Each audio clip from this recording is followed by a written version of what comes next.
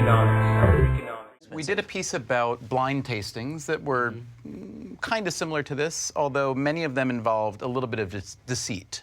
Okay, so where people thought they were tasting, let's say, only expensive wines, and there was a very inexpensive one mixed in, and they couldn't tell the difference, for instance. Right. But the most compelling evidence on this subject is a series of experiments run by this fellow he's a neuroscience guy, he's kind of an economist, and he's a real wine lover, wine and food lover. And he really wanted to know, do more expensive wines taste better? Which is a very important question, no matter what side of the issue you're on.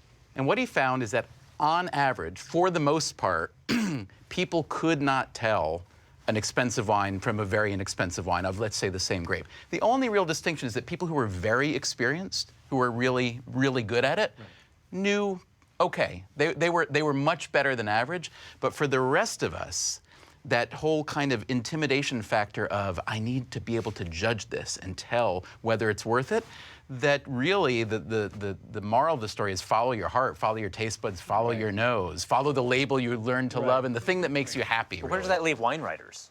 It's all over for you. I'm done. That's history for me. I think that's very liberating. It is. Well, it is liberating. That's actually what ends up happening on this show.